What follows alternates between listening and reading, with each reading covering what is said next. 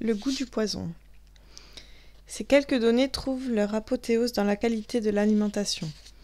Il y a belle lurette que certains agronomes et scientifiques ont essayé d'alerter l'opinion sur la problématique alimentaire. La perte de la qualité est telle qu'il n'est plus possible de nier les effets dévastateurs sur la santé des citoyens consommateurs. L'évolution de certaines pathologies parmi les plus lourdes est mise en évidence par des chercheurs rigoureux et compétents. L'agriculture moderne a certes résolu les insuffisances en termes quantitatifs, ce qui a permis la sécurité alimentaire, mais au prix d'une insalubrité croissante. On ne dira jamais assez combien l'option agricole moderne a influencé et modelé les structures sociales majeures. Son caractère concentrationnaire est à lui seul un des fondements du paradigme en vigueur. Et nous voici à présent dans un déséquilibre avec un rural en déclin et un urbain qui régurgite et ne garantit plus comme il l'a fait auparavant la survie des citoyens en leur offrant travail, salaire et ce qui en découle. Quand, voilà plus de 40 ans, avec ma famille, nous avons quitté Paris pour nous installer à la terre, dans les Cévennes, sur une petite ferme, nous pensions du même coup tourner le dos à l'obsession productiviste. Élève d'une école élémentaire d'agriculture et dans un premier temps ouvrier agricole, je me suis trouvé plongé dans cette obsession par la recherche de performance, tous azimuts, par l'utilisation massive d'engrais chimiques, de pesticides et de mécaniques pour agrandir les parcelles. Le jour du traitement des arbres était pour moi un cauchemar.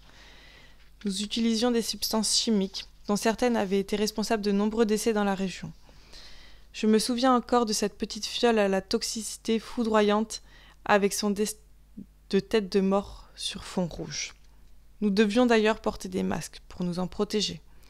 Après le traitement, nous sentions une odeur écœurante et nous trouvions à terre toutes sortes d'insectes foudroyés. Choqué par ces atteintes à la vie et au vivant, je me suis trouvé devant le dilemme de renoncer à l'agriculture ou de faire autrement. C'est en découvrant le livre « Fécondité de la terre » que j'ai pris conscience qu'il existait une autre manière de cultiver la terre, de sortir du cycle infernal de détruire pour produire. Concilier la nécessité de se nourrir avec le respect et la préservation de la vie était possible et même démontré. Régénérer les sols, augmenter leur fertilité était possible. Produire des denrées de haute qualité nutritive, favorables à la santé, était possible. Respecter les animaux de la ferme était possible. Améliorer les sols rocailleux comme celui de notre ferme était possible.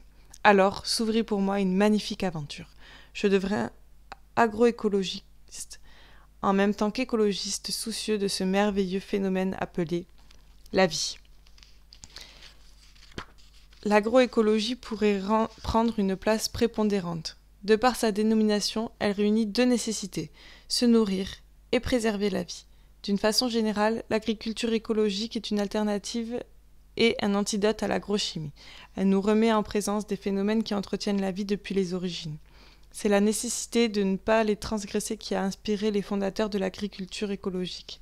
Celle-ci n'est pas à confondre avec l'agriculture paysanne traditionnelle, fort respectable, et qui a su préserver la fertilité des sols grâce à l'apport de matières organiques, fumier, abondantes dans les fermes où les animaux étaient nombreux.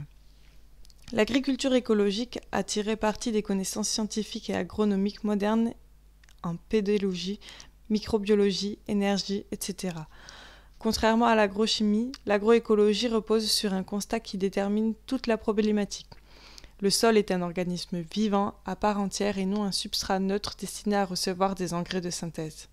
Cet organisme vivant, avec son métabolisme propre, est le siège d'une effervescence de micro-organismes, champignons, levures, insectes, vers de terre. Cette animation génère des substances nobles dont la plante peut disposer avec ses racines.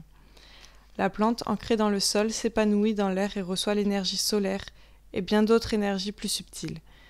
Elle devient le cordon ombilical qui transfère les substances de la terre et du cosmos vers notre estomac individuel.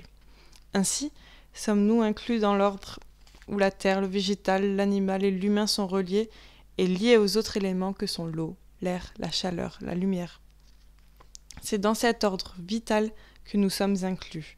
Sortir de cet ordre nous condamne à terme et c'est exactement ce que nous faisons.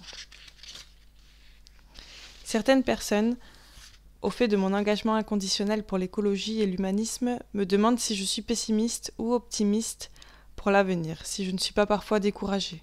J'avoue m'être demandé assez souvent si je ne faisais pas partie des gens affectés par une sorte de névrose écologique. Tant de gens du monde politique, scientifique, religieux, des arts et du spectacle, et une majorité considérable de citoyens de la planète, semblent indifférents au devenir collectif. Pourquoi sommes-nous si peu à faire de cette question pourtant cruciale une priorité absolue ? Peut-être sommes-nous dans l'erreur ? Les fameux sommets de Rio, Stockholm, Kyoto, censés permettre enfin à l'humanité de se concerter sur son sort commun, constituent de grandes messes avec des résultats très décevants, quelques minimes recommandations mal respectées, mal appliquées. Pourquoi tant de faux-semblants et d'hypocrisie ? L'avenir de notre planète et des humains qu'elle héberge n'intéresse ni les politiques, ni ceux que l'on appelle les grands de ce monde. Leurs préoccupations sont ailleurs. La France consacre un ridicule 0,28% de son budget national à l'environnement.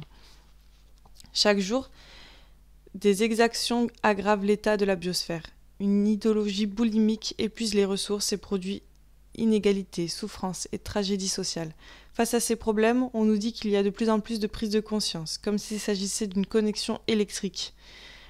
Le temps n'est plus à la prise de conscience, mais à des règles, des décisions et des actions honnêtes et déterminées. Le temps est venu de consacrer des moyens à la vie et non à la mort. Avec les armements qui n'en finissent pas de se perfectionner, il paraît que nous avons de quoi détruire 300 fois la planète. Quelle absurdité! Pourquoi ne pas affecter ces crédits à des programmes construisant un monde de simplicité, de respect du vivant, de paix ? Comment donc continuer à croire en un avenir viable pour les générations futures ? Dans mon échange avec mon ami Yehudi Menuhin, je lui disais qu'il n'est jamais trop tard pour agir. Il m'a rappelé très judicieusement qu'il est toujours trop tard pour quelqu'un. Pessimisme ou optimisme n'a pas de signification pour moi. Force est de prendre en compte deux hypothèses et sans aucune certitude. L'une concerne nos transgressions qui, faute d'être éradiquées, nous mèneraient au chaos et même à la finitude de notre espèce. L'autre hypothèse, qui mobilise la ferveur de certains d'entre nous, concerne la probabilité d'un sursaut de conscience qui permettrait de sortir de l'inconscience. Un sursaut qui mobiliserait toutes nos énergies pour construire le monde en mettant nos aptitudes, qui sont considérables, au service de l'intelligence, celle qui a donné cohésion et cohérence au réel, ce réel dans lequel s'inscrit notre réalité. Il nous faudra bien répondre à notre véritable vocation, qui n'est pas de produire et consommer jusqu'à la fin de nos vies, mais d'aimer, d'admirer et de prendre soin de la vie sous toutes ses formes.